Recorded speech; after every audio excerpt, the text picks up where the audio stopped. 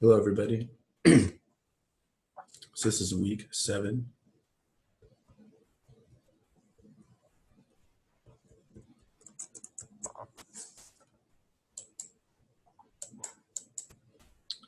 Behavior change and applied behavior analysis part 2. Again, I apologize for my voice, but I wanted to get this out here so you could have a little discussion, give you guys some more insight. You guys are doing a good job so far. Just want to reinforce what you've already been learning. So this is behavior reduction and replacement part 2. This is all about differential reinforcement, extinction, and crisis and emergency procedures according to protocol. So these are our key terms again. So what is differential reinforcement? You guys got this a lot in the discussion post, but I just want to hammer this. Excuse me, this is where we reinforce or reward one behavior or not another. Sometimes this is a group of behaviors. So for instance, if we have a kid who's screaming to get attention, we teach him to raise his hand to get the teacher's attention. We teach that replacement behavior, we reward that behavior. We ignore screaming, or we less reward the screaming. And eventually the hand replacement behavior replaces the screaming behavior. That's differential reinforcement of an alternative behavior. Could be an incompatible behavior or another behavior. We'll talk about those more in just a couple of minutes. Basically, we're reinforcing one thing and not reinforcing another to change the behavior. This is the center of everything that we do. So this is that diagram I talked about in the last video. So this is differential reinforcement. So we start with our establishing operation, or a motivation that's in place. Then we have an SD, or a prompt. If the child reacts the way that we want them to, or in the positive way, we reward it. Praise is delivered. If they're not reacting in the way we want them to, or not in the positive way, not the way we're trying to shape that behavior, we either don't reward it, or we have to do some other type of consequence. It's either less reinforcing or not reinforcing at all. So in this case, it's a classic example. This kid hasn't gotten attention from mom. Mom says, "Play by yourself, I'll go wash the dishes." The child plays with the toys. Mom says, "Great job. Good job playing by yourself." The child throws a tantrum or doesn't do what mom wants him to do. Mom ignores the behavior. So eventually, if mom is consistent and the schedule reinforcement is dense enough, the behavior will change to where the child will play on his own instead of throwing the tantrum. And once again, just to hammer this, that we can intervene here with the EO and the SD, and you can hear the consequence to change the behavior. So differential reinforcement, there are 3 main types: differential reinforcement of alternative behavior, DRA, DRI, incompatible behavior, and DRO, other behavior. There's some other ones. You'll see DNRA, DNRI, DNRO occasionally, but don't worry about those right now. So sometimes differential reinforcement means reinforcing more or less a behavior that the child already knows how to do. So DRH, we're differential reinforcing a high rate of behavior. We want to increase that behavior. And DRL and DRD, we want to decrease the amount of that behavior. So we don't want the behavior to be gone, we just want it to be less. So DRH, good example is a kid who is, he does his work, but we want him to do more work. He's doing work in school, but we want him to do more. The teacher's not happy, he's not turning in enough work. So we differential reinforce him for turning in more and more work as time goes on. DRL, that kid who raises his hand, asks questions all the time. We don't want him to stop asking questions, but we want him to ask less questions so he's not disrupting the teacher's environment. So non-contingent reinforcement. This is where we provide behavior no matter what. We give reinforcement every X number of minutes, every X number of occurrences of the behavior. This is typically done to weaken the MOs for a problem behavior.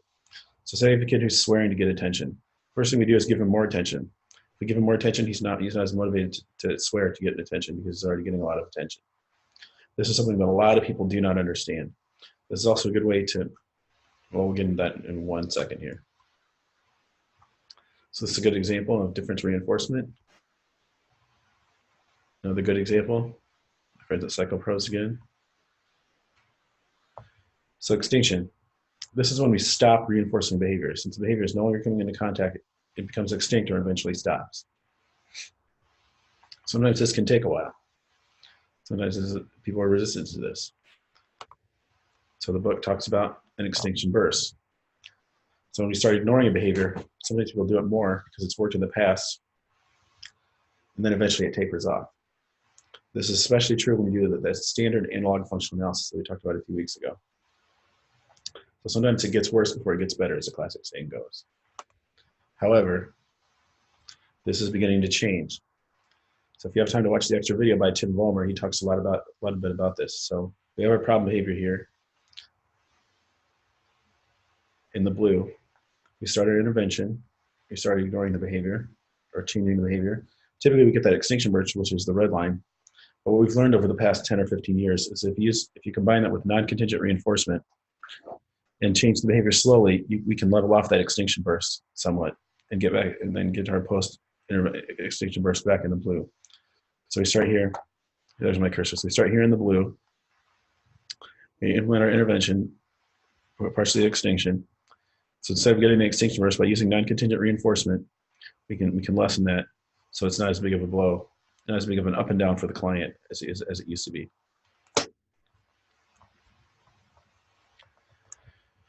So our next category is crisis procedures.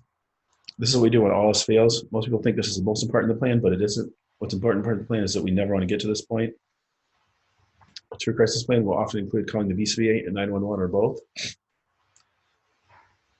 But again, a great plan will do everything never to get to this point. An average plan will not. So the setting in which you work will dictate what crisis emergency procedures will be used in an ABA session. However, there's some general procedures that should be considered. It's important to have a plan for you as the RVT to address the maladaptive behaviors. So again, your BCBA or your lead personnel should tell you exactly what this is before you ever go in there. And it's included in every plan. Because if it's not, the insurance company won't reimburse it. Schools won't allow it. This is a requirement. And the BCBA should go over this with you before you ever go in through the front door. It's also important to understand the laws regarding mandated reporting of a child abuse and neglect and how to report that. Again, your BCBA should tell you, or your supervisor should tell you the procedures for that. We're all mandated reporters. If we see child abuse, we have to report it.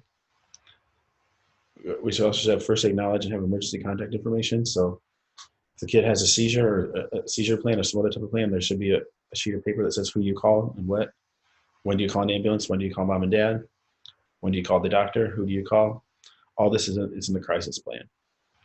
And again, they should give this to you before you ever set foot in the door, in the home or in the clinic or in the school, wherever you may be working. So let's put it all together. This is where I get really excited. This is the most important slides you'll have all term. Well, except for ethics comes along with this as well. But clinically, this is the most important slides. So a problem behavior maintained by attention. So kids acting out to get attention. The first thing we do is antecedent manipulations. Non-contingent reinforcement. The first thing we do is give him more attention. It's to weaken the MO, weaken the motivation for that.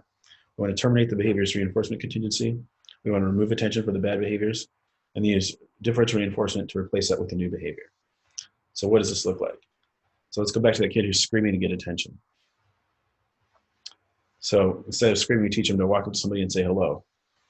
So we reinforce the crap out of that. We reinforce that over and over and over. We make it easy for him. We use discrete trial if necessary, but eventually we want to transfer that to the natural environment. We reward that behavior. We ignore the screaming, and then eventually that evens out. But when we use that non-contingent reinforcement, and we give them that additional attention, along with the differential reinforcement, going back to what I was talking about before, this lessens that extinction burst. So magic slide number 2, problem behavior maintained by escape. Again, we want to use non-contingent reinforcement. We want to give him some breaks so he doesn't have to work, so he doesn't have to act out to get those breaks. We want to slowly increase our demands. We call that demand fading. Then we want to not allow the behavior to terminate the demands at all. And then we want to replace that behavior. We want to teach him to ask for a break instead of walking out of class or whatever it may be. Probably between my automatic reinforcement. This is a little bit more tricky. First thing I want to say, we want to use non-contingent stimulation if possible. We want to use response blocking and sensory extinction if necessary to terminate the reinforcement contingency. And sometimes we use something called RIRD, or response interruption redirection. So let's say we have a kid who flaps his arm. We determine it's automatically reinforced. We want to teach him a better way to get that same stimulation that's not socially isolating. First of all, we want to make sure it's socially isolating. Then we block the behavior and we reward it as if he had not done the behavior. So RARD is pretty complicated. It's kind of beyond the scope of this course. If you need to do this, your BCB will show you how to do this. If you need some more resources, contact me and I can show you how to do this. But there's a new area of automatic reinforcement treatment, which is communication. We learned that a lot of these behaviors are somewhat communicative in nature. We also want to teach attending skills. Sometimes people are doing automatic behaviors, flapping their hands, looking at a spinny object, because they're bored and they don't have anything else more fun to do. So if you teach them how to do fun stuff, a lot of the times those behaviors will subside. So don't assume it's stimming all the time. People assume that too much, and they're often wrong in that. So many behaviors that people say are automatically maintained are not. So here's an optional video by Dr. Tim Vollmer down in Florida. He's one of Brian Nawada's students. This will tell you everything you want to know about differential reinforcement. It's over an hour long. It's so that's why it's optional, but it's definitely worth your time if you have it. Or if not, save the video, save the link, and keep it so you can refer back to it some other time later. Suppose 7 on Blackboard. Most of you have already done that. Read chapter 12. These are your BDS modules, and download that differential reinforcement for RBTs from Blackboard. That will tell you what you want to know about each category. It's a little bit technical, but again, that's something that you can have to keep later on, but you can use it down the road. So again, differential reinforcement is rewarding one set of behaviors and not rewarding another. So that's our most powerful way to change behavior. Once we determine the function of the behavior, we determine our ratio schedule and the differential reinforcement, and those are our primary ways that we treat problem behaviors from an outward perspective. Thank you for your time, and we'll see you next week. And again, I apologize for my hoarse voice. Hopefully next week I'll be able to talk like a normal person.